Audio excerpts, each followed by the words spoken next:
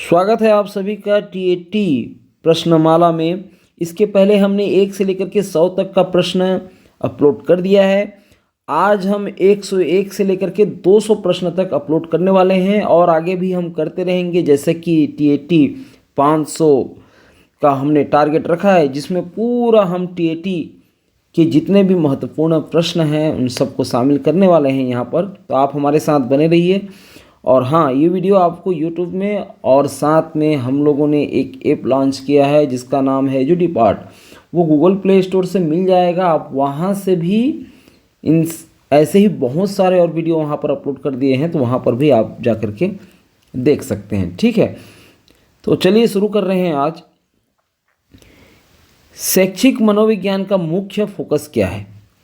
शैक्षिक मनोविज्ञान का मुख्य फोकस शिक्षकों के भावनात्मक विकास को समझना, या फिर यह अध्ययन करना कि बच्चे कैसे सीखते हैं और शिक्षक सीखने की प्रक्रिया को कैसे बढ़ा सकते हैं, या ये कहें कि छात्रों को स्कूल के कैंपस में कैसे व्यवहार करना है यह सिखाना, और शिक्षा प्रणालियों के इतिहास का विश्लेषण करना। सही इसका आंसर रहेगा बी ऑप्शन, बच्चे कैसे सीखते हैं और सीखने की प्रक्रिया को कैसे बढ़ा सकते हैं। शिक्षक जो मनोविज्ञान है इसका मुख्य फोकस होता है। नेक्स्ट है, निम्नलिखित में से कौन सा शैक्षिक मनोविज्ञान का एक प्रमुख लक्ष्य है?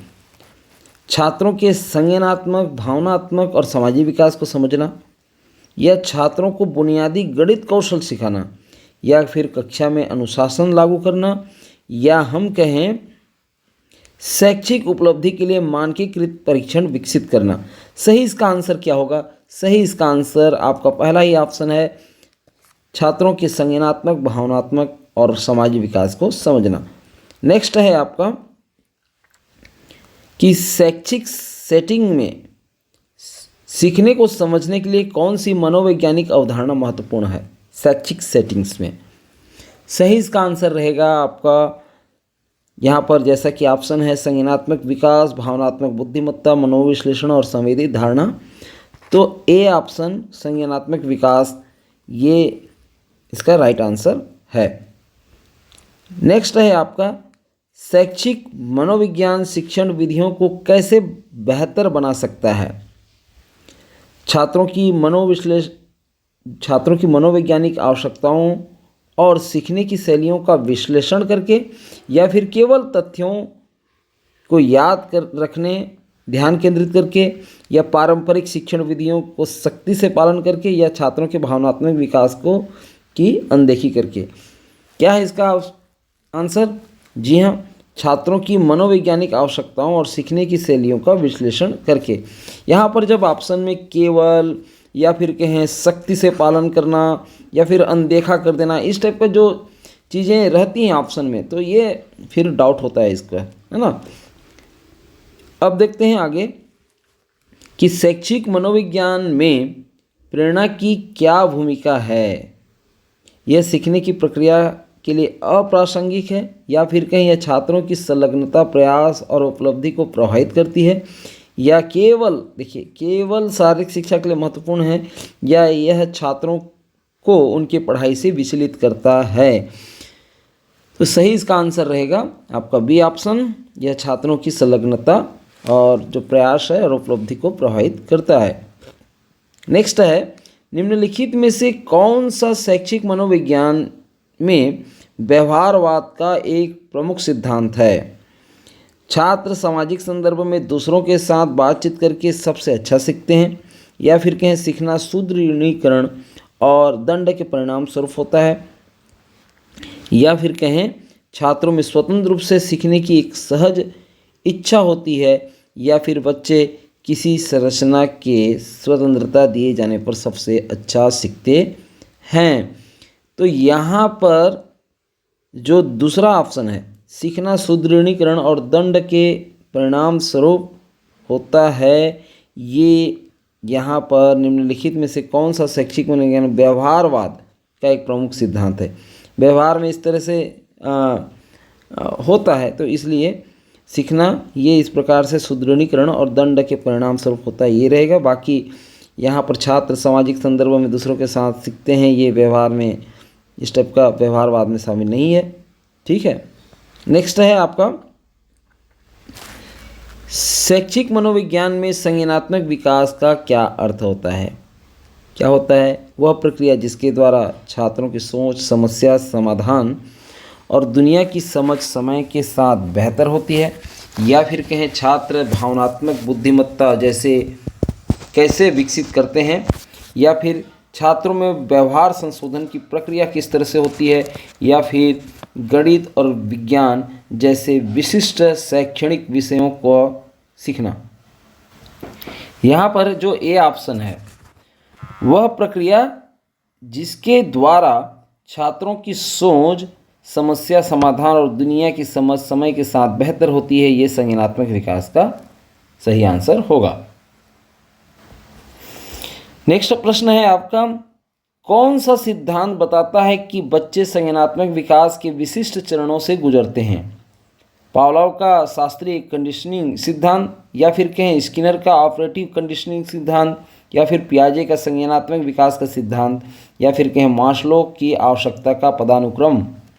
इसका सही आंसर होगा पियाजे का संज्ञानात्मक विकास का सिद्धांत। नेक्स्ट है कि शैक्षिक मनोविज्ञान में इसके फोल्डिंग की अवधारणा से क्या तात्पर्य है?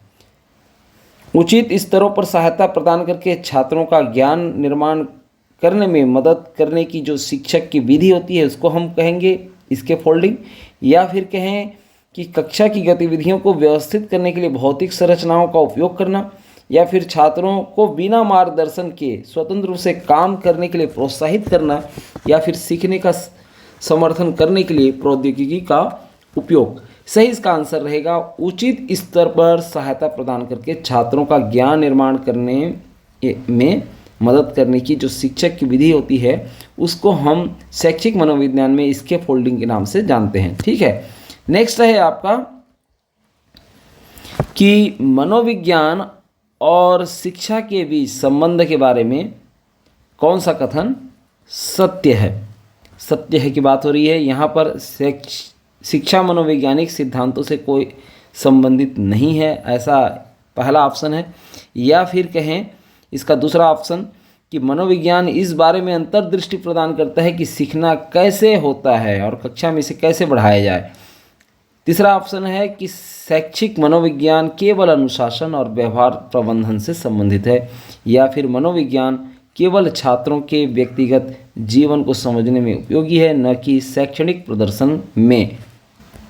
सही इसका आंसर होने वाला है। यहाँ पर जो शिक्षा मनोविज्ञान है, दोनों में जो संबंध है मनोविज्ञान और शिक्षा में, इस बारे में अंतर्दृष्टि प्रदान करता है कि सीखना कैसे होता है और कक्षा में इसे कैसे बढ़ाया जाए।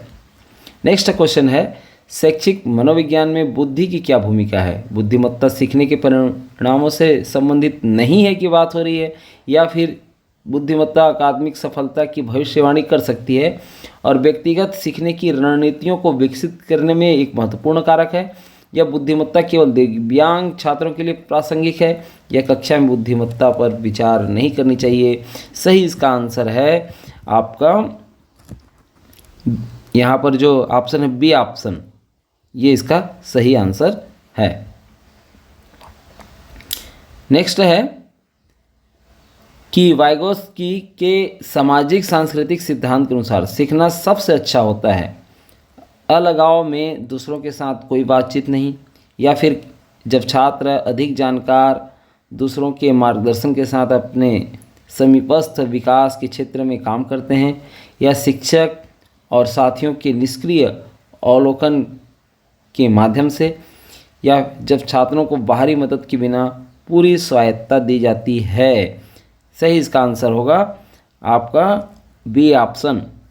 बी ऑप्शन क्या है कि जब छात्र अधिक जानकार या दूसरे के मार्गदर्शन के साथ अपने समीपस्थ विकास के क्षेत्र में काम करते हैं, तभी तो सामाजिक सिद्धांत होता है, सांस्कृतिक और सामाजिक सिद्धांत कहा जाता है वाइगोत्स्की का। नेक्स्ट है, शैक्षिक मनोविज्ञान में भावनात्मक बुद्धिमत्ता का क्या महत्व है? यह अकादमिक प्रदर्शन से संबंधित नहीं है, या फिर कहें इसका कि यह छात्रों को उनकी भावनाओं को नियंत्रित करने या संबंध बनाने या तनावों से निपटने में मदद करता है, जिससे सीखने में सुधार हो सकता है, या यह केवल उन छात्रों पर लागू होता है जो भावनात्मक रूप से अस्थिर हैं, या यह केवल कला और संगीत शिक्षा में प्रासंगिक है। देखिए यहाँ पर जो बी ऑप्शन है ये इसका सही आंसर होगा। यह छात्रों को उनकी भावनाओं को नियंत्रित करने, संबंध बनाने और तनावों से निपटने में मदद करता है। क्या? भावनात्मक बुद्धिमत्ता।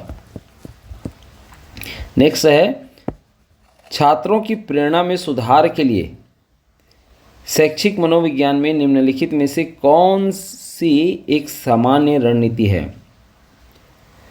पूरा किए गए प्रत्येक छोटे कार्य के लिए पुरस्कार प्रदान करना, या फिर छात्रों की रुचियों और वास्तविक जीवन के अनुप्रयोगों से जुड़ने वाले सार्थक कार्य प्रदान करना, या छात्रों की पसंद और आत्मनिर्देशन के अवसरों को सीमित कर देना, या फिर कहें छात्रों की भावनात्मक जरूरतों को अनदेखा करना और केवल शैक्षणिक लक्ष्यों पर ध्यान केंद्रित करना।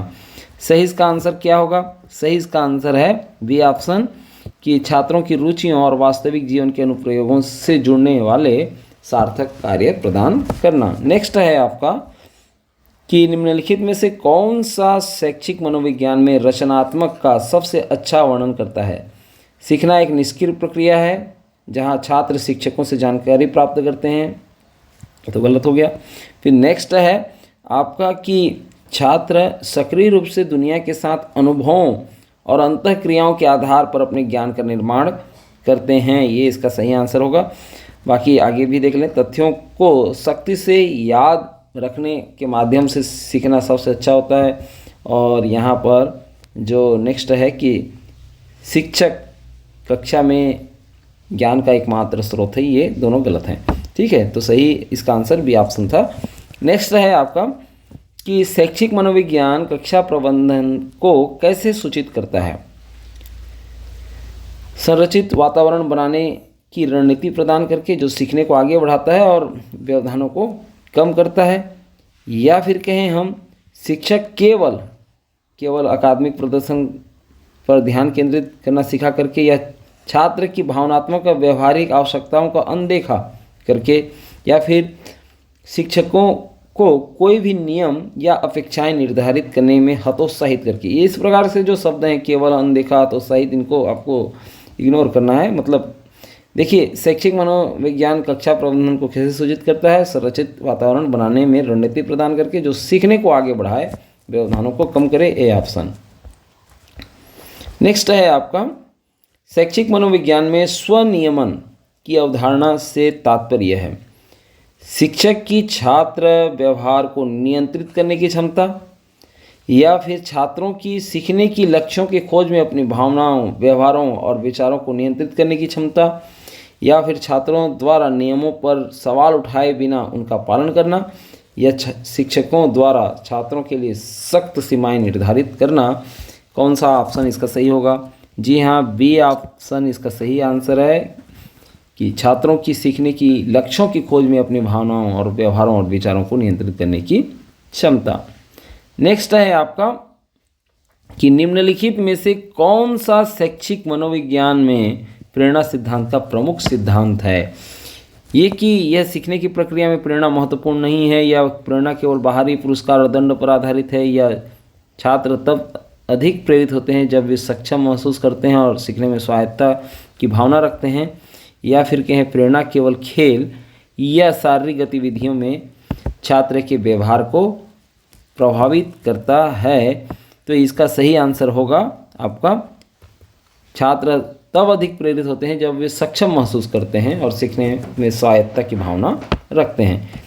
नेक्स्ट है आपका शैक्षिक मनोविज्ञान में व्यक्तिगत निर्देश का क्या अर्थ है? कि सभी छात्रों को एक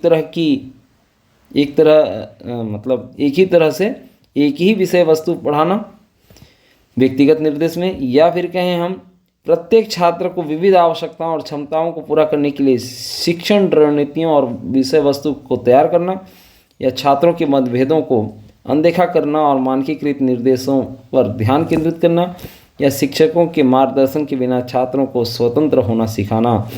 क्या है इसका सही आंसर? इसका सही आंसर आपका होगा यहाँ पर जिस तरह से ऑप्शन है बी ऑप्शन, कि प्रत्येक छात्र की विविध आवश्यकताओं और क्षमताओं को पूरा करने के लिए शिक्षक रणनीतियों और विषय वस्तुओं को तैयार करना।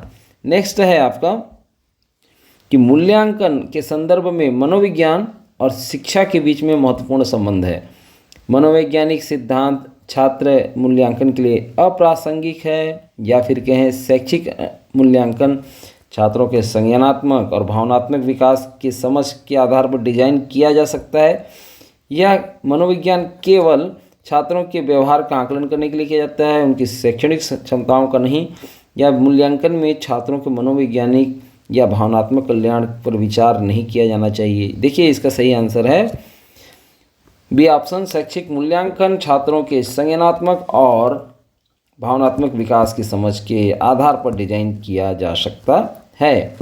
नेक्स्ट है आपका प्रश्न कि वृद्धि और विकास के बीच में प्राथमिक अंतर क्या है? वृद्धि गुणात्मक होती है और विकास मात्रात्मक होता है, ये है क्या? या फिर कहें कि वृद्धि आकार में वृद्धि को संदर्भित करती है, जबकि विकास कार्य और क्षमताओं में परिवर्तन को संदर्भित करता है, ये एक सटीक है। या फिर कहें वृद्धि और विकास एक ही है, या फिर कहें वृद्धि भावनात्मक परिवर्तन को संदर्भित करती है जबकि विकास शारीरिक परिवर्तनों को संदर्भ करती है, ये तो उल्टा हो गया। तो यहाँ पर बी ऑप्शन क्या है? वृद्धि आकार में वृद्धि को संदर्भित करती है जबकि विकास कार्य और क्षमताओं के परिवर्तन को संदर्भित करती है। नेक्स्ट है आपका कि कौन सा शारीरिक विकास का उदाहरण है? चलना सीखने वाला बच्चा, ये लंबाई और वजन में बढ़ता हुआ बच्चा, या फिर अधिक आत्मविश्वास प्राप्त करने वाला किशोर, या बेहतर समस्या समाधान कौशल विकसित करने वाला छात्र। सही इसका आंसर क्या रहेगा? लंबाई और वजन में बढ़ता हुआ बच्चा, ये शारीरिक विकास से संबंधित है। जीवन के किस चरण में सबसे अधिक शारीरिक विकास होता है? वयस्कता में, या शैशवावस्था, या किशोरावस्था, या उत्तर वयस्कता? इसका सही आंसर है शैशवावस्था और बचपन में सबसे ज़्यादा वो शारीरिक विकास उसका होता है। नेक्स्ट है आपका कि निम्नलिखित में से कौन सा बच्चों में बौद्धिक विकास का एक उदाहरण है? बाइक चलाना सीखना, या फिर कहें भाषा कौशल और समस्या समाधान क्षमताओं का विकास करना, या फिर ऊंचाई और वजन बढ़ना, या शारीरिक शक्ति प्राप्त करना। सही इसका आंसर रहेगा बौद्धिक विकास से संबंधित है, तो बी ऑप्शन इसका सही आंसर होगा। नेक्स्ट है मानव विकास में परिपक्वता शब्द का क्या अर्थ है? अभ्यास के माध्यम से मोटर कौशल का विकास, या फिर समय के साथ होने वाले जैविक परिवर्तनों का स्वाभाविक प्रकटीकरण, है ना? या फिर कहें इसका जो अगला ऑप्शन है कि अनुभव के माध्यम से सीखने की प्रक्रिया, या फिर पर्यावरण में परिवर्तन के अनुकूल होने की क्षमता। सही इसका आंसर रहेगा आपका बी ऑप्शन, समय के साथ होने वाले जैविक परिवर्तन का स्वाभाविक प्रकटीकरण। नेक्स्ट है आपका 126 नंबर का प्रश्न, बच्चे के विकास में कौन सा कारक सबसे अधिक प्रभावशाली है? सबसे अधिक प्रभावशाली यहाँ पर केवल अनुवांशिक कारक, या केवल पर्यावरणीय कारक, या अनुवांशिक और पर्यावरणीय दोनों कारणों का संयोजन, या फिर उपरोक्त में से कोई नहीं। सही इसका आंसर है आपका C option, a combination of both genetic and environmental factor. Next है कि विकास के संदर्भ में निम्नलिखित में से कौन सा विकास का सबसे अच्छा वर्णन करता है?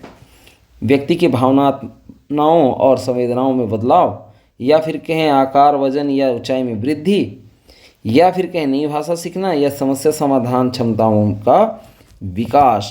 तो यहाँ पर सही इसका आंसर है, देखिए विकास का सबसे अच्छा वर्णन करता है आकार वजन या ऊंचाई में वृद्धि। ये तो आपका क्या हो गया? ये यहाँ पर हम देखें विकास से संबंधित है, जबकि इंग्लिश में क्या लिखा है? Which of the following best describe growth की बात हो रहा है, डेवलपमेंट की बात नहीं हो रहा है। In the contest of development growth से हम यदि देखें तो फिर an increase in size weight और हाइट होगा, आकार वजन या ऊंचाई में वृद्धि। बाकी तो फिर हम देखें तो ये सब चीज़ विकास से संबंधित है ना। और यहाँ पर विकास शब्द है तो ये थोड़ा सा मिस्टेक है, ये ग्रोथ की बात कर रहा है, वृद्धि की बात कर रहा है। ठीक है, नेक्स्ट है आपका कि किशोरावस्था के दौरान विकास की एक प्रमुख विशेषता है। क्या विशेषता है? शारीरिक विकास काफ़ी धीमा हो जाता है, या फिर कहें बौद्धिक क्षमताएं पूरी तरह से विकसित हो जाती हैं, या फिर यौवन की शुरुआत के साथ ही संज्ञानात्मक और भावनात्मक परिवर्तन होते हैं, या केवल सामाजिक विकास होता है। सही इसका आंसर है आपका यौवन की शुरुआत के साथ ही संज्ञानात्मक और भावनात्मक परिवर्तन होते हैं। ठीक है, नेक्स्ट है आपका कि मानव विकास का कौन सा चरण अमूर्त सोच और तर्क के विकास से सबसे अधिक जुड़ा हुआ है? संवेदी मोटर चरण, या फिर कहें पूर्व संचालन चरण, या ठोस परिचालन चरण, या फिर औपचारिक परिचालन चरण। मानव विकास का कौन सा चरण अमूर्त सोच और तर्क के विकास से सबसे अधिक जुड़ा हुआ है? सही इसका आंसर है औपचारिक परिचालन चरण, फॉर्मल ऑपरेशनल स्टेज।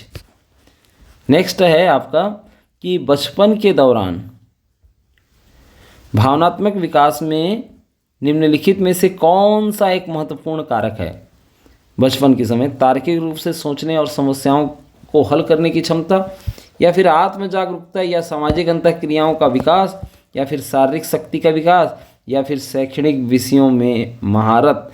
सही इसका आंसर है आपका बी ऑप्शन, आत्म जागरूकता और सामाजिक अंतःक्रियाओं का विकास। नेक्स्ट है कि अपने समाज से सांस्कृतिक मानदंडों और मूल्यों को प्राप्त करने की प्रक्रिया के लिए क्या शब्द है?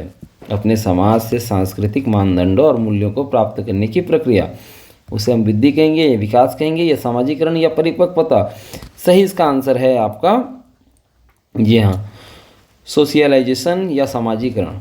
नेक्स्ट है मानव विकास में महत्वपूर्ण अवधियों से क्या तात्पर्य है? महत्वपूर्ण अवधि यानी विशिष्ट आयु जिसके दौरान व्यक्ति कुछ कौशल योग्यताएं प्राप्त करता है, या फिर कहें वो अवधि जब भावनात्मक विकास अप्रासंगिक होता है, या चरण जब बौद्धिक विकास रुक जाता है, या समय जब विकास पूरी तरह से रुक जाता है। सही इसका आंसर होगा आपका सही आंसर यहाँ पर महत्वपूर्ण अवधि से जुड़ा हुआ मामला है, तो इसका सही आंसर आपका पहला ही रहेगा, विशिष्ट आयु जिसके दौरान व्यक्ति कुछ कौशल और योग्यताएं प्राप्त कर सकता है। नेक्स्ट है आपका यहाँ पर कि विकास के किस चरण में व्यक्ति आमतौर पर अमूर्त सोच, नैतिक तर्क और समस्या समाधान कौशल विकसित करना शुरू करते हैं?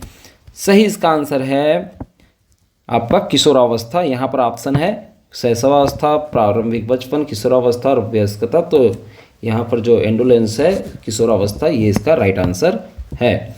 नेक्स्ट है बच्चे के विकास में अनुभव की क्या भूमिका है? अनुभव का विकास पर बहुत कम या बिल्कुल प्रभाव नहीं पड़ता, ऐसा हम कहेंगे, या फिर कहेंगे हम कि अनुभव इस बात को प्रभावित करते हैं कि बच्चे दुनिया को कैसे देखते हैं और अपने कौशल कैसे विकसित करते हैं, या केवल अनुवांशिक कारक ही यह निर्धारित करते हैं कि बच्चे कैसे विकसित होते हैं, या अनुभव केवल किशोरावस्था के दौरान सबसे अधिक महत्वपूर्ण होते हैं? नहीं, यहाँ पर जो बी ऑप्शन है कि इस बात को प्रभावित करते हैं कि बच्चे दुनिया को कैसे देखते हैं और अपने कौशल को कैसे विकसित करते हैं।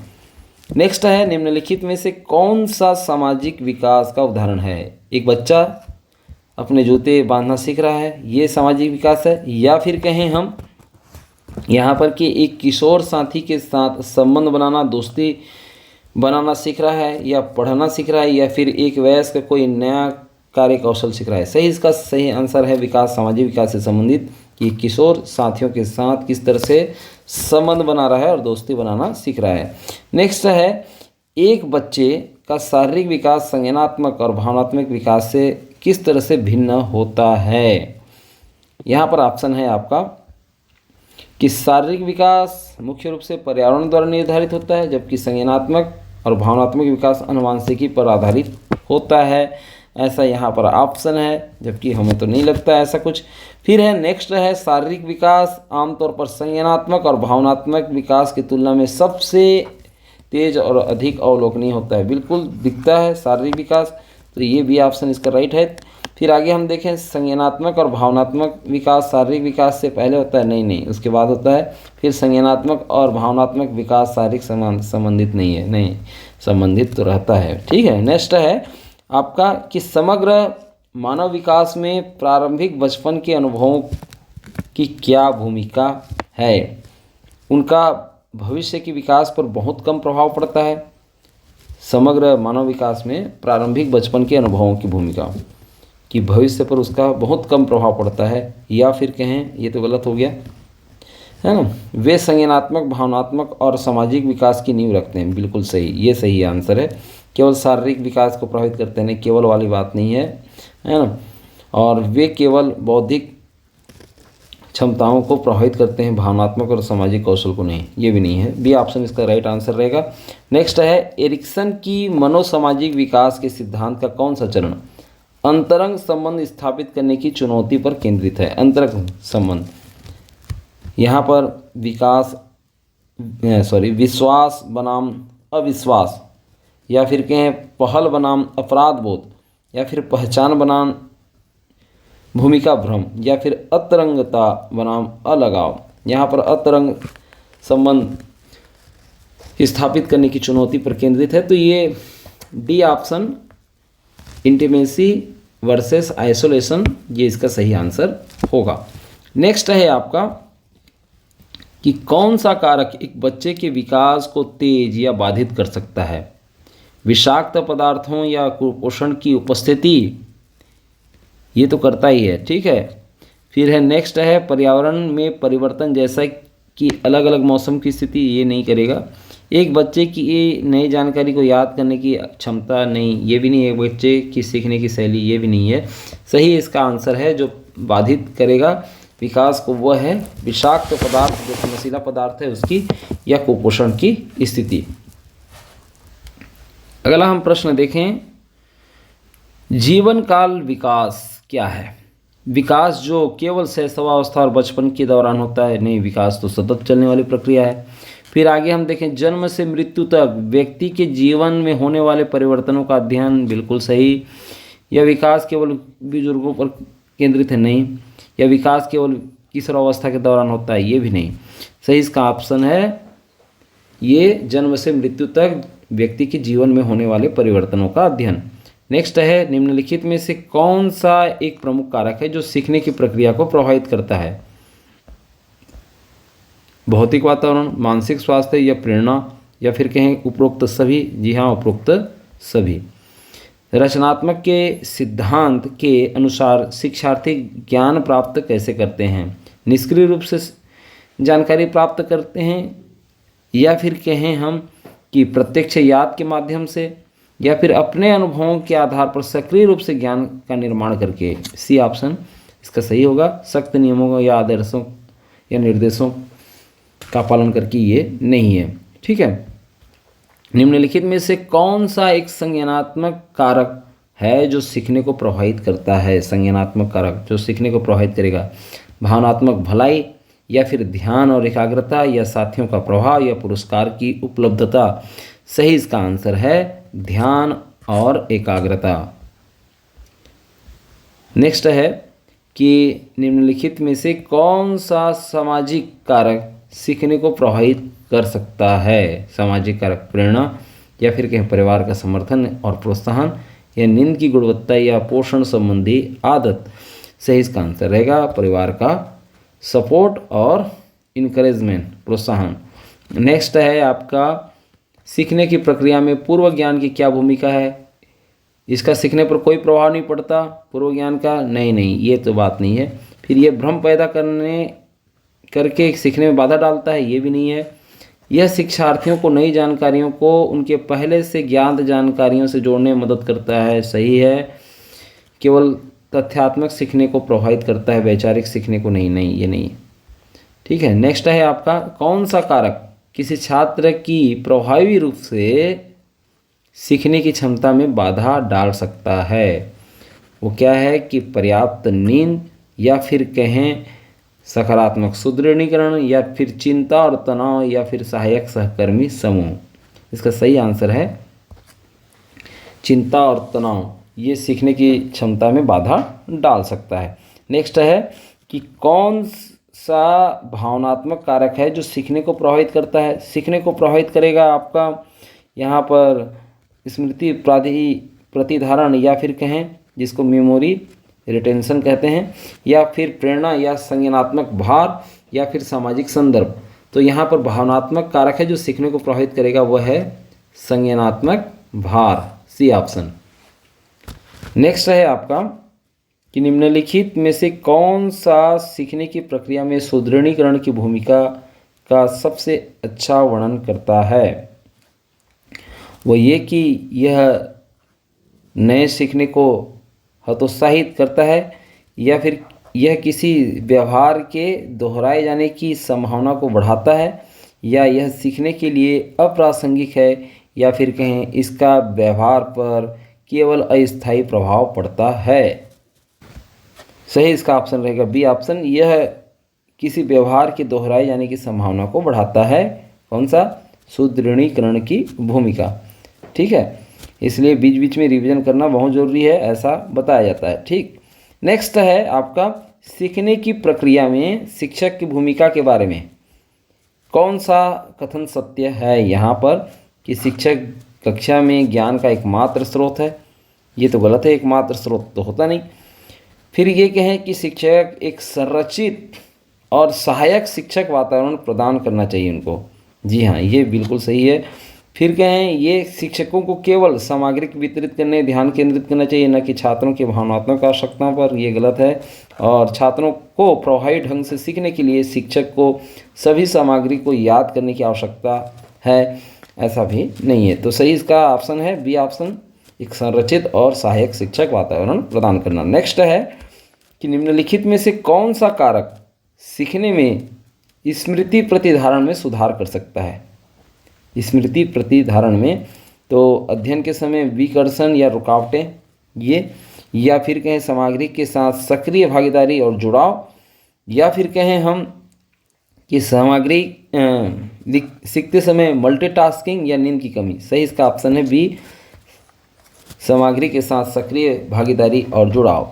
नेक्स्ट है कि आधुनिक बुद्धि परीक्षण का जनक किसे माना जाता है। आधुनिक बुद्धि परीक्षण का जनक जीन पियाजे को, या अल्फ्रेड बिनेट को, या फिर चार्ल्स स्पीयरमैन को, या हार्वर्ड गार्डनर को। सही इसका आंसर है अल्फ्रेड बिनेट को कहते हैं आधुनिक बुद्धि परीक्षण का जनक। नेक्स्ट है बुद्धि में जी फैक्टर की अवधारणा से क्या तात्पर्य है। जी फैक्टर किसको कहा जाता है। यहाँ पर गणितीय तर्क से संबंधित एक विशिष्ट क्षमता होती है, या फिर कहें एक सामान्य बुद्धि जो समग्र संज्ञानात्मक क्षमताओं को प्रभावित करता है, या समस्या समाधान में रचनात्मकता का एक प्रकार है, या मौखिक तर्क के लिए विशिष्ट कौशल। देखिए जी फैक्टर एक सामान्य बुद्धि है ना, जनरल इंटेलिजेंस की बात हो रही है, तो जनरल से जी। ठीक, तो ये है। नेक्स्ट है आपका कि हार्वर्ड गार्डनर के सिद्धांत के अनुसार निम्नलिखित में से किसे बुद्धि का एक प्रकार नहीं माना जाता है। भाषाई बुद्धि को, या संगीत बुद्धि को, या स्थानिक बुद्धि को, या भावनात्मक बुद्धि को। सही इसका आंसर है आपका बी, म्यूजिकल जो इंटेलिजेंस है उसको हम बुद्धि का प्रकार नहीं मानते हार्वर्ड गार्डनर के अनुसार। यहाँ पर उसका उल्लेख नहीं होता है। एक मिनट, यहाँ पर संगीत बुद्धि नहीं, यहाँ पर संगीत बुद्धि भी होगा। भाषाई, संगीत और स्थानिक बुद्धि रहेगा। जो इमोशनल इंटेलिजेंस है, EI emotional intelligence, Harvard gardener के अनुसार ये बुद्धि का प्रकार नहीं माना जाता है। ठीक है, डी ऑप्शन है इसका सही आंसर। सॉरी।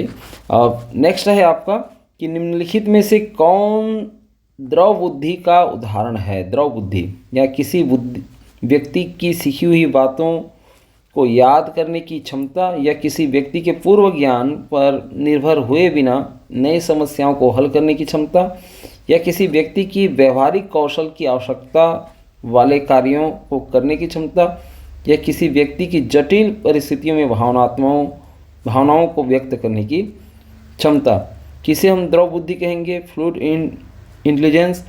यहाँ पर जो इसका सही आंसर है आपका बी ऑप्शन, किसी व्यक्ति की पूर्व ज्ञान पर निर्भर हुए बिना नई समस्याओं को हल करने की क्षमता। नेक्स्ट है आपका स्टैनफोर्ड बिनेट इंटेलिजेंस स्केल का उद्देश्य क्या है? केवल मौखिक बुद्धिमत्ता को मापना, या फिर कहें कि 12 वर्ष से कम उम्र के बच्चों की बुद्धिमत्ता को मापना, या फिर संज्ञानात्मक क्षमताओं को मापना और बौद्धिक क्षमताओं का निर्धारण करना, या फिर रचनात्मक और कलात्मक क्षमता का आकलन करना। सही इसका आंसर रहेगा संज्ञानात्मक क्षमता को मापना और बौद्धिक क्षमता का निर्धारित करना। ठीक है, नेक्स्ट है IQ। 100 का IQ इसको क्या दर्शाता है? कि औसत से काफ़ी कम बुद्धि वाला है, या फिर कहें बुद्धि का बिल्कुल औसत स्तर है, इतना तो होना ही चाहिए, और भावनात्मक बुद्धि का उच्च स्तर है, या प्रतिभाशाली व्यक्ति को इंगित करने वाला स्कोर है। सही इसका आंसर है बी ऑप्शन, बुद्धिमत्ता का बिल्कुल औसत स्तर है 100 IQ, है ना। फिर नेक्स्ट है आपका कि निम्नलिखित में से कौन हावर्ड गार्डनर द्वारा बहुबुद्धि सिद्धांत का सबसे अच्छा वर्णन करता है? बुद्धि एक एकल या सामान्य क्षमता है, ये कहें, या फिर कहें बुद्धि के कई डोमेन शामिल हैं, जैसे कि भाषाई, तार्किक, गणितीय, संगीत, है ना, या फिर कहें बुद्धि केवल स्मृति और शैक्षणिक कौशल पर आधारित है, या बुद्धि स्थिर है, इसमें कोई सुधार नहीं किया जा सकता। यहाँ पर बी ऑप्शन इसका सही आंसर है। उसके कई डोमेन शामिल होते हैं, भाषाई बुद्धि, तार्किक और गणितीय बुद्धि, या फिर संगीत बुद्धि। तो ये बहुबुद्धि के सिद्धांत का सबसे अच्छा वर्णन कर रहा है, बी ऑप्शन। नेक्स्ट है निम्नलिखित में से कौन सा बुद्धि परीक्षण मुख्य रूप से वयस्कों के लिए उपयोग किया जाता है? उसमें से है पहला कि स्टैनफोर्ड बिनेट इंटेलिजेंस स्केल, या फिर कहें हम वेचस्लर एडल्ट इंटेलिजेंस स्केल, या फिर कहें रेवेन की प्रगतिशील मैट्रिक्स, या फिर बच्चों के लिए काफमैन मूल्यांकन बैटरी। तो यहाँ पर इसका उत्तर है B option, Wechsler adult intelligence scale. यहाँ पर एडल्ट शब्द से आया तो खैर हम लोग जो इसको आसानी से गेस कर लेंगे। बाकी इसका जो शॉर्ट फॉर्म है वैस, है ना, WAIS, तो इसका हमको पूरा नाम पता रहना चाहिए ताकि हम सही विकल्प तक पहुँच सकें। नेक्स्ट है कि क्रिस्टलीकृत बुद्धिमत्ता शब्द का अर्थ है अमूर्त रूप से तर्क करना और नई समस्याओं को हल करने की क्षमता को हम क्रिस्टलीकृत बुद्धिमत्ता कहेंगे, या फिर इसका जो समय के साथ विकसित संचित ज्ञान और मौखिक कौशल को हम इसका सही आंसर कहेंगे, या फिर हम ये देखेंगे कि बदलते परिवेश के अनुकूल होने की क्षमता को, या अल्पकालिक स्मृति से जानकारी को याद करने की क्षमता।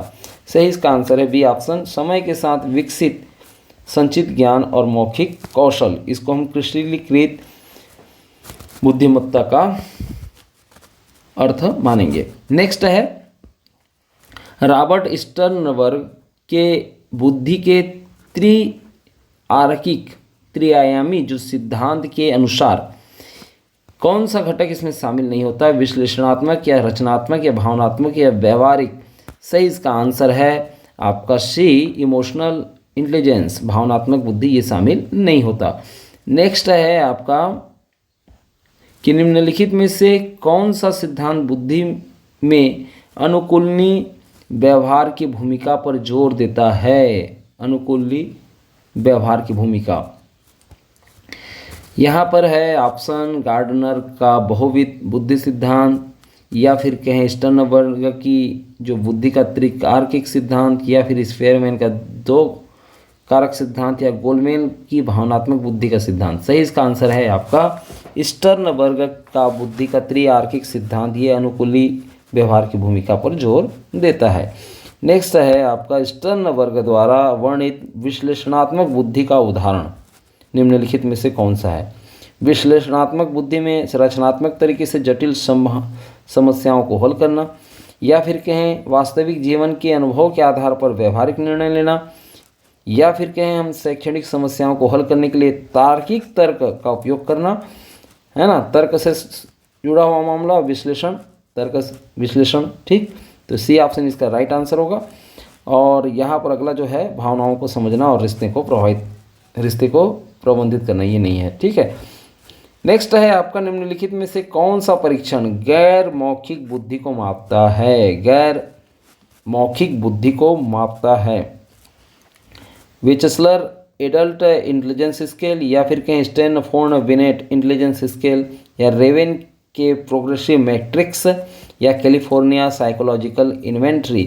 इसका सही आंसर है रेवेन्स का प्रोग्रेसिव मैट्रिक्स, ये इसका सही आंसर रहेगा, ठीक है, जो कि गैर मौखिक बुद्धि को मापता है।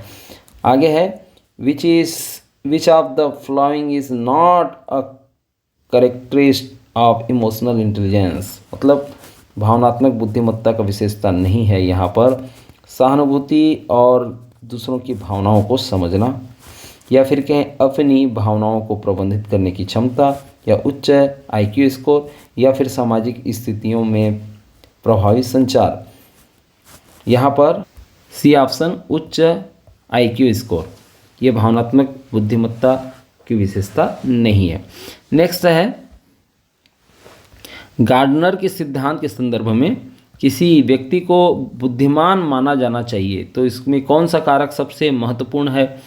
उच्च आईक्यू वाले को कहेंगे हम, या फिर कहें गणितीय समस्याओं को हल करने की क्षमता रहेगा उसको, या फिर विभिन्न क्षेत्रों में प्रवीणता, जैसे संगीत हो गया, स्थानिक तर्क हो गया, भाषाई कौशल हो गया, उसको हम बुद्धिमान कहें, या फिर मजबूत स्मृति प्रतिधारण। तो इसका सही आंसर है आपका सी ऑप्शन, ठीक है, विभिन्न क्षेत्रों में प्रवीणता। नेक्स्ट है पारंपरिक बुद्धि परीक्षणों की मुख्य आलोचना क्या है? वे संज्ञानात्मक और क्षमताओं को मापने में विफल रहते हैं, या फिर कहें इसका जो कि वे पुराने सिद्धांत पर आधारित होते हैं, या वे सांस्कृतिक अंतरों को ध्यान में नहीं रखते, या वे भावनात्मक बुद्धिमत्ता पर अत्यधिक जोर देते हैं। सही इसका आंसर रहेगा सी ऑप्शन कि वे सांस्कृतिक अंतरों को ध्यान में नहीं रखते। ये पारंपरिक बुद्धि परीक्षण की मुख्य आलोचना है। नेक्स्ट है आपका कि कौन सा तरल बुद्धि का सबसे अच्छा वर्णन करता है? तरल बुद्धि, वही फ्रूट इंटेलिजेंस की बात हो रही है फिर से, कि समय और शिक्षा के दौरान संचित ज्ञान, या फिर कहें नई परिस्थितियों के अनुकूल होने और अमूर्त रूप से सोचने की क्षमता। नई परिस्थितियों के अनुकूल होने और अमूर्त रूप से सोचने की क्षमता, ये राइट आंसर है। फिर है अनुभवों के आधार पर व्यवहारिक समस्याओं को हल करने की क्षमता, या फिर कहें तथ्यात्मक जानकारी को याद करने की क्षमता।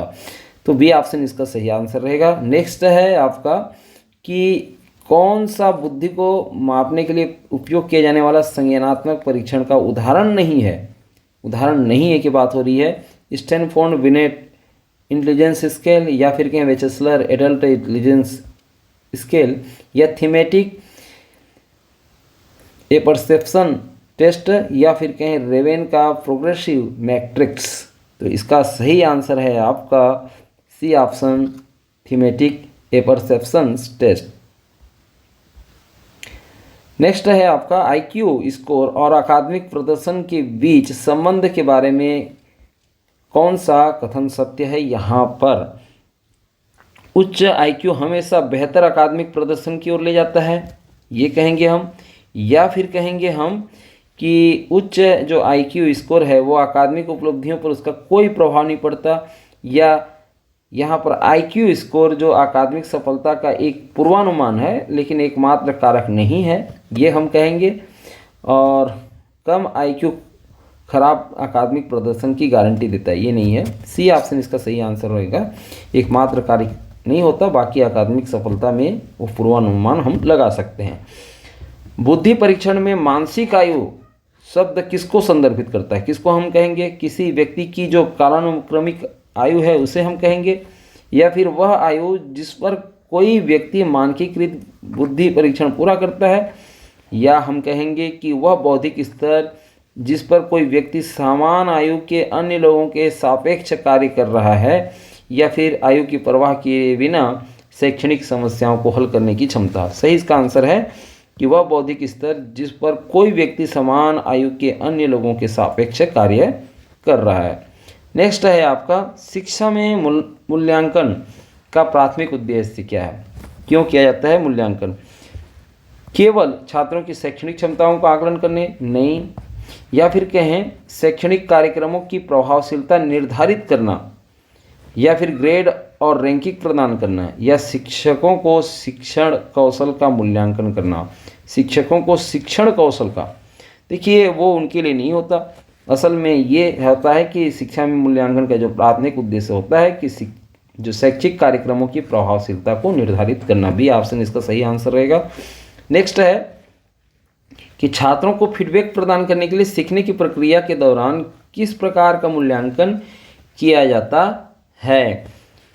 योगात्मक समेटिव जिसको आकलन कहते हैं, या फिर निदानात्मक डायग्नोस्टिक एवल्यूशन, या फिर कहें फॉर्मेटिव रचनात्मक मूल्यांकन, और चौथा है आपका मानदंड संदर्भित मूल्यांकन। तो देखिए सीखने की प्रक्रिया के दौरान तो रचनात्मक मूल्यांकन फॉर्मेटिव आकलन किया जाता है, तो सी ऑप्शन इसका सही आंसर होगा। नेक्स्ट है आपका कि निम्नलिखित में से कौन सी योगात्मक मूल्यांकन की विशेषता है? यह सीखने की प्रक्रिया से शुरू होने से पहले आयोजित किया जाता है? नहीं। ये पूरे पाठ्यक्रम के दौरान निरंतर फीडबैक प्रदान करता है? नहीं, पूरे पाठ्यक्रम में निरंतर फीडबैक नहीं देता।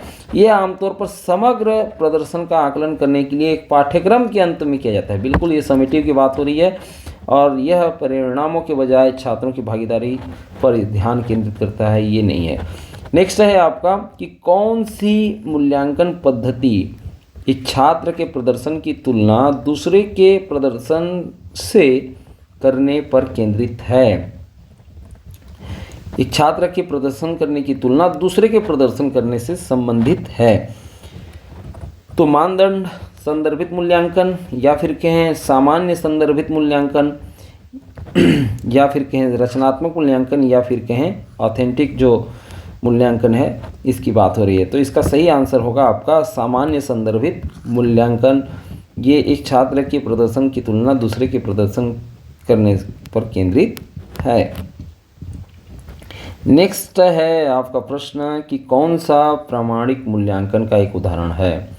सैद्धांतिक ज्ञान पर एक बहुविकल्पीय परीक्षण, या एक समूह परियोजना जो वास्तविक जीवन की स्थितियों का अनुकरण करती है, या फिर तथ्यों को याद करने पर आधारित एक परीक्षा है, या फिर व्याकरण और वर्तनी के लिए मूल्यांकन किया गया एक लिखित निबंध। इसका सही आंसर है आपका बी ऑप्शन कि एक समूह परियोजना जो कि वास्तविक जीवन की स्थितियों का अनुकरण करती है। नेक्स्ट है कि रचनात्मक और योगात्मक मूल्यांकन के बीच मुख्य अंतर क्या है? दोनों के बीच मुख्य अंतर क्या है कि रचनात्मक मूल्यांकन ग्रेड पर केंद्रित है और योगात्मक मूल्यांकन फीडबैक पर केंद्रित है, ये है। या फिर कहें हम यहाँ पर बी ऑप्शन देखें कि रचनात्मक मूल्यांकन सीखने की प्रक्रिया के दौरान होता है, जी हाँ, और योगात्मक मूल्यांकन सीखने के बाद होता है। ये बिल्कुल इनके बीच में यही मुख्य अंतर है। आगे भी ऑप्शन देख लेते हैं। योगात्मक रचनात्मक मूल्यांकन से अधिक प्रभावी है, या दोनों का अपना अपना महत्व है, या फिर रचनात्मक योगात्मक मूल्यांकन के बीच में कोई अंतर नहीं है? अंतर तो है, नहीं तो नाम अलग अलग क्यों पड़ता है ना। नेक्स्ट है कि निम्नलिखित में से किस प्रकार के मूल्यांकन में पूर्व निर्धारित मानदंडों या सीखने की उद्देश्यों के आधार पर छात्रों के प्रदर्शन का आकलन करना शामिल है?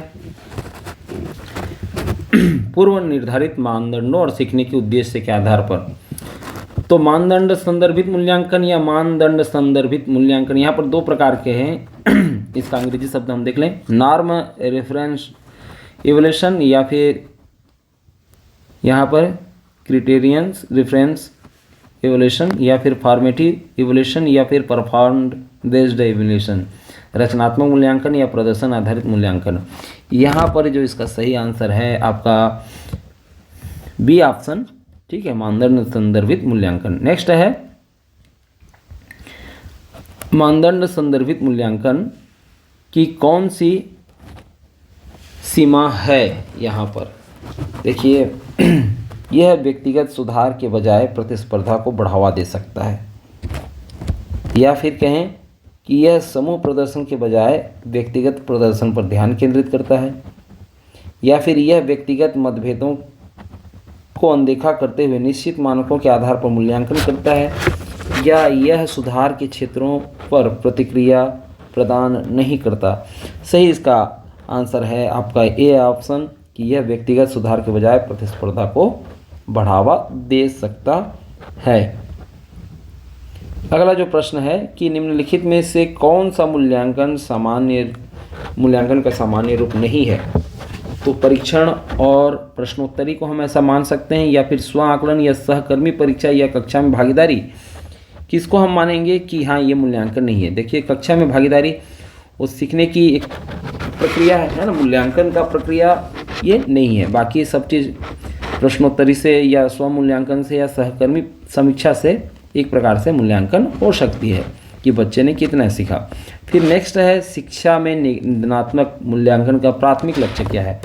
निदानात्मक मूल्यांकन कक्षा के समग्र प्रदर्शन का मूल्यांकन करता है, या फिर कहें कि निर्देश से पहले प्रत्येक छात्र की शक्ति और कमजोरी की पहचान कराती है। बिल्कुल ये बी ऑप्शन है इसका सही आंसर। यह निर्धारित करना कि छात्र अंतिम शिक्षण उद्देश्य को पूरा करते हैं या नहीं, या फिर छात्र को उनकी शैक्षणिक प्रगति का प्रतिक्रिया प्रदान करना नहीं है। देखिए यहाँ पर जो आपका निदानात्मक मूल्यांकन है वो उनकी शक्ति और कमजोरी की पहचान कराती है। नेक्स्ट है आपका कि निम्नलिखित में से कौन सा एक असाधारण बच्चे का सबसे अच्छा वर्णन करता है। किसको हम असाधारण बच्चा हम मानेंगे। तो औसत बुद्धि और योग्यता वाला बच्चा को, या एक बच्चा जिसकी विशेष ज़रूरतें या योग्यताएं हैं जो मानक से काफ़ी अलग है, या फिर कहें एक बच्चा जो स्कूल में अच्छा प्रदर्शन नहीं करता इसको हम मानेंगे, या फिर कहें शारीरिक दिव्यांगता वाला लेकिन सामान्य बौद्धिक क्षमता वाला बच्चा। तो इसका सही आंसर है आपका एक बच्चा जिसकी विशेष ज़रूरतें या योग्यताएं हैं और मानक से काफ़ी अलग है, उसको हम असाधारण बच्चा कहेंगे। नेक्स्ट है आपका कि निम्नलिखित में से किसे असाधारण बच्चों की श्रेणी में रखा जाता है। देखिए सीखने की अक्षमता वाले बच्चे, या फिर भावनात्मक रूप से गड़बड़ी वाले बच्चे, या फिर बौद्धिक अक्षमता वाले बच्चे, या उपरोक्त सभी। तो यहाँ पर जो इसका आंसर होगा वो होगा उपरोक्त सभी। नेक्स्ट है आपका कि निम्नलिखित में से कौन सा बच्चों में विकासात्मक देरी का उदाहरण है। विकासात्मक देरी का उदाहरण है कौन सा बच्चों में। यहाँ पर है एक बच्चा जिससे साथियों की तुलना में भाषा विकास में कठिनाई होती है, या फिर कहें एक बच्चा जो पढ़ने और गणित में उत्कृष्ट है उसको हम कहेंगे, या फिर एक बच्चा जिसके पास सामान्य सामाजिक कौशल है, या एक बच्चा जिसका मोटर कौशल विकास औसत है। इसका सही आंसर होगा एक बच्चा जिसे साथियों की तुलना में भाषा विकास में कठिनाई होती है, इसको हम विकासात्मक देरी कहेंगे, माने देरी हो गया अन्य बच्चों की तुलना में। तो यहाँ पर ए ऑप्शन इसका राइट आंसर होगा। नेक्स्ट है आपका कि विशेष शिक्षा का प्राथमिक लक्ष्य क्या है। विशेष शिक्षा सीखने के लिए एक समान दृष्टिकोण प्रदान करना, या असाधारण बच्चों को उनकी अधिकतम क्षमता प्राप्त करने और समाज में एकीकृत करने में मदद करना, या फिर बच्चों के शैक्षणिक चुनौतियों के संपर्क को सीमित करना, या असाधारण बच्चों को मुख्य धारा की कक्षाओं से बाहर करना। यहाँ पर विशेष शिक्षा का प्राथमिक लक्ष्य क्या है। यहाँ पर विशेष शिक्षा का जो प्राथमिक लक्ष्य है असाधारण बच्चों को उनकी क्षमताओं, उनकी अधिकतम क्षमता प्राप्त करना और समाज में एकीकृत करने में मदद करना है। ये भी ऑप्शन इसका सही आंसर होगा। नेक्स्ट है आपका किस प्रकार के दिव्यांगता में सामान्य बुद्धि होने के बावजूद भी पढ़ने लिखने और गणित में कठिनाई होती है। वो सीखने की अक्षमता में होती है, या फिर कहें बौद्धिक अक्षमता में, या भावनात्मक गड़बड़ी में, या फिर कहें शारीरिक अक्षमता में। तो इसका सही आंसर है आपका पहला ही ऑप्शन है सीखने की अक्षमता। फिर है आपका अगला कि निम्नलिखित में से कौन सा प्रतिभाशाली बच्चों का सबसे अच्छा वर्णन करता है। प्रतिभाशाली बच्चे हम किसे कहेंगे। तो यहाँ पर जो है एक या अधिक क्षेत्रों में औसत से अधिक बुद्धि या प्रतिभा वाले बच्चे को हम कहेंगे, बिल्कुल सही। या वे बच्चे जो ध्यान और अति सक्रियता से जूझते हैं या शारीरिक दिव्यांगता वाले बच्चे को कहेंगे, या वे बच्चे जो शैक्षणिक प्रदर्शन में औसत से नीचे हैं की बात हो रही है। देखिए सबसे सही आंसर है वो है ए ऑप्शन, कि वो औसत से अधिक बुद्धि वाले या प्रतिभा वाले बच्चे होते हैं एक या उससे अधिक क्षेत्र में। अगला जो प्रश्न है, the IDEA act. IDEA act मतलब individual with disabilities education act. वो क्या कहता है कि आडिया जो अधिनियम है, दिव्यांगता व्यक्तियों के लिए शिक्षा का जो अधिनियम है, यह सुनिश्चित करता है कि दिव्यांग बच्चे क्या हैं। दिव्यांग बच्चे बेहतर देखभाल के लिए अलग संस्थान में रखे जाते हैं, या फिर कहें हम उसको कि कम से कम प्रतिबंधात्मक वातावरण से मुक्त और उचित सार्वजनिक शिक्षा की बात हो रही है तक उनकी पहुंच होती है। इसी से ही फिर समावेशी शिक्षा की अवधारणा शुरू हुई है। ठीक है, फिर है आगे कि उन्हें सुविधाएं दी जाती हैं लेकिन पाठ्यक्रम में संशोधन नहीं किए जाते, या फिर कहें हम कि उन्हें मानकीकृत परीक्षण से बाहर रखा जाता है। तो बी ऑप्शन क्या है इसका सही आंसर होगा कि कम से कम प्रतिबंधात्मक वातावरण में मुफ्त और उचित सार्वजनिक शिक्षा तक उनकी पहुंच होती है। नेक्स्ट है आपका कि ADHD attention deficit hyper activity disorder वाले बच्चों की निम्नलिखित में से कौन सी सामान्य विशेषता है। ADHD लगातार उच्च स्तर का आत्मनियंत्रण, या फिर कहें कि कार्यों के लिए आवश्यक वस्तुओं को भूलने और खोने की प्रवृत्ति, या फिर दोहराए जाने वाले कार्यों पर लंबे समय तक ध्यान केंद्रित करने की क्षमता, या फिर अत्यधिक निष्क्रियता और शांत वातावरण। सामान्य विशेषता क्या है, यही कि बी ऑप्शन कार्यों के लिए आवश्यक वस्तुओं को भूलने और या खोलने की जो प्रवृत्ति होती है, इसे ही हम ADHD कहते हैं। ये इसकी सामान्य विशेषता में शामिल है। नेक्स्ट है आपका कि बौद्धिक अक्षमता वाले बच्चों को पढ़ाने के लिए निम्नलिखित में से कौन सी रणनीति सबसे प्रभावी है। बौद्धिक अक्षमता वाले को अत्यधिक अमूर्त और जटिल कार्यों को लागू करना, ये तो गड़बड़ हो जाए उनके लिए, है ना। स्पष्ट ठोस निर्देश और व्यवहारिक शिक्षण अनुभव प्रदान करना, बिल्कुल ये सही है। नेक्स्ट है दृश्य सहायता के बिना। देखिए दृश्य सहायता के बिना नहीं, उससे उसको स्पष्ट और ठोस निर्देश नहीं मिलेगा। केवल मौखिक निर्देश का उपयोग करना नहीं है, उन्हें बिना किसी सहायता के स्वतंत्र रूप से काम करने देना, ये तो और नहीं कर पाएंगे, है ना। तो बी ऑप्शन इसका सही आंसर रहेगा।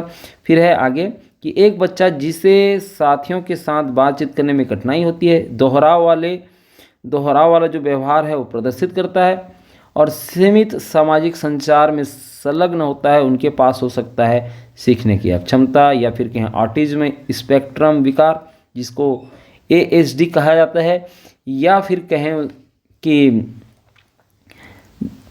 ध्यान घाटे की सक्रियता विकार जिसको ADHD अभी जैसे की बात हुई, या फिर भाषण या भाषा विकार हम कहेंगे। सही इसका आंसर है ऑटिज्म स्पेक्ट्रम डिसऑर्डर।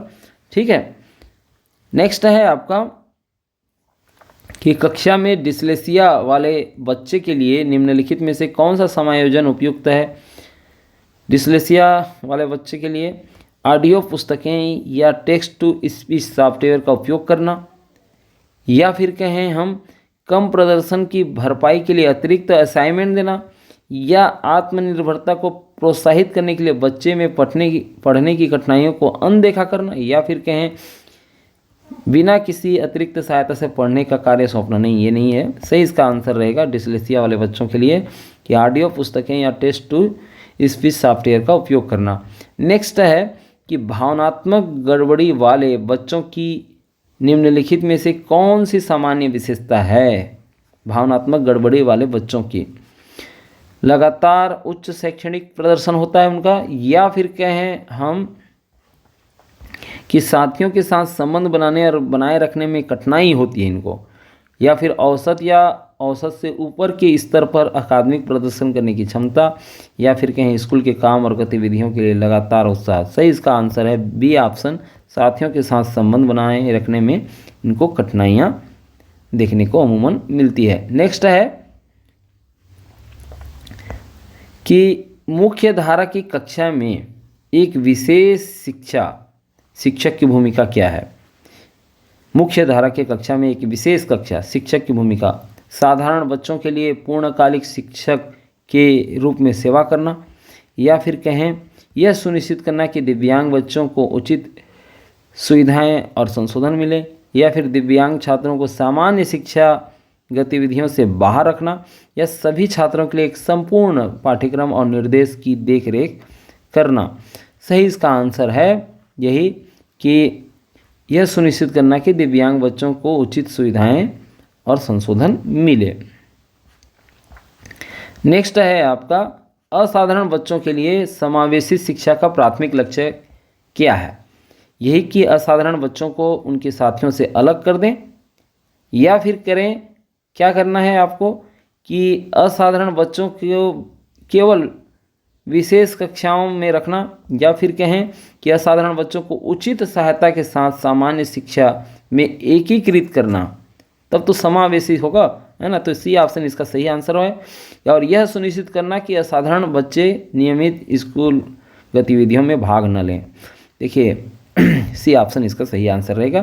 निम्नलिखित में से कौन सी प्रतिभावान बच्चों की विशेषता है। धीमी संज्ञानात्मक प्रक्रिया और सीखना, इसको हम कहेंगे, या फिर कहेंगे हम आगे कि विशिष्ट क्षेत्रों में उन्नत तर्क और समस्याओं का समाधान करने की क्षमता, या फिर सीमित जिज्ञासा या रचनात्मकता, या फिर अमूर्त अवधारणाओं को समझने में कठिनाई। सही इसका ऑप्शन है यहाँ पर विशिष्ट क्षेत्रों में उन्नत तर्क और समस्या समाधान क्षमता। इसको हम प्रतिभाशाली बच्चों का महत्वपूर्ण गुण मानेंगे। नेक्स्ट है आपका कि एक औपचारिक लिखित योजना के लिए इस्तेमाल किया जाने वाला शब्द क्या है, जो विशेष ज़रूरतों वाले बच्चों के लिए शैक्षिक लक्ष्यों और सेवाओं के रूपरेखा तैयार करता है। उसको हम विशेष शिक्षा प्लेसमेंट, जिसको SEP कहते हैं, या फिर कहेंगे उसको हम व्यक्तिगत शिक्षा योजना IEP, या फिर छात्र सहायता योजना SSP, या फिर व्यक्तिगत शैक्षणिक कार्यक्रम PLP। क्या कहेंगे इसको हम कहेंगे इंडिविजुअलाइज्ड एजुकेशन प्लान, व्यक्तिगत शिक्षा योजना IEP। ठीक है, एक औपचारिक ये लिखित योजना के लिए इस्तेमाल किया जाने वाला शब्द है, जो विशेष ज़रूरतों वाले बच्चों के लिए शैक्षणिक जो लक्ष्य है और सेवाओं की रूपरेखा तैयार करता है। नेक्स्ट है आपका भाषण या भाषा विकार वाले बच्चों को इससे लाभ हो सकता है। केवल दृश्य सहायता के माध्यम से सीखना, या भाषण चिकित्सा या भाषा हस्तक्षेप, या फिर कहें इसका कि कक्षा में किसी भी मौखिक संचार से बचना, या केवल लिखित कार्यों पर ध्यान केंद्रित करना। देखिए लगभग 3 ऑप्शन एक समान ही हैं, जो कि आपको भाषण या करने की से दूर रख रहा है। केवल दृश्य सहायता वाला माध्यम हो गया, या फिर कक्षा में किसी मौखिक संचार से बचने की बात हो गई, या लिखित कार्य वाली बात हो गई। सही इसका आंसर रहेगा बी ऑप्शन कि भाषण चिकित्सा और भाषा हस्तक्षेप से ही भाषा विकार वाले बच्चों को लाभ हो सकता है। उनको सामना तो करना ही पड़ेगा, सीखना है तो पढ़ना पड़ेगा, है ना। फिर नेक्स्ट है आपका कि असाधारण बच्चों के लिए प्रारंभिक हस्तक्षेप का मुख्य फोकस क्या है। कि दिव्यांग बच्चों के लिए स्कूल में प्रवेश देरी करना, या फिर कहें क्षमता को अधिकतम करने के लिए कम उम्र में विकासात्मक देरी या दिव्यांगता को संबोधित करना, या फिर दिव्यांग बच्चों को विशेष शिक्षा कार्यक्रम में अलग करना, है ना। या फिर कहें हम कि विशेष स्कूलों में नियुक्ति के लिए दिव्यांग बच्चों का निदान करना। तो सही इसका आंसर यह है कि आपका बी ऑप्शन यहाँ पर कि क्षमता को अधिकतम करने के लिए कम उम्र में विकासात्मक देरी या दिव्यांगता को संबोधित करना। ये भी ऑप्शन इसका सही आंसर रहेगा। नेक्स्ट है आपका कि निम्नलिखित में से कौन सा बौद्धिक दिव्यांगता का सबसे आम प्रकार है? हल्की बौद्धिक दिव्यांगता, या फिर गहन बौद्धिक दिव्यांगता, या मध्यम बौद्धिक दिव्यांगता, या फिर कहें गंभीर बौद्धिक दिव्यांगता।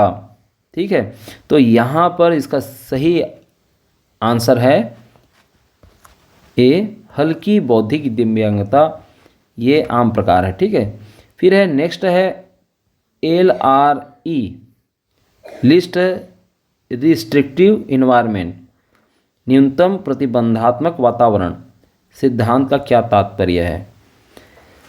दिव्यांग बच्चों को सुरक्षा सुनिश्चित करने के लिए सबसे अलग थलग वातावरण प्रदान करना, या फिर कहें दिव्यांगता बच्चों को उनके गैर दिव्यांग साथियों के साथ यथासंभव अधिकतम सीमा तक शिक्षित करना, या फिर बच्चों को गैर दिव्यांग साथियों के साथ बातचीत किए बिना एक विशेष स्कूल में रखना, या फिर दिव्यांग बच्चों को मुख्य धारा की शिक्षा से कक्षा से बाहर करना। तो इसका सही आंसर है न्यूनतम प्रतिबंधात्मक वातावरण वाली बात आ रही है। तो दिव्यांग बच्चों को उनके गैर दिव्यांग साथियों के साथ यथासंभव अधिकतम सीमा तक शिक्षित करना है। तो ये हो गया उत्तर इसका।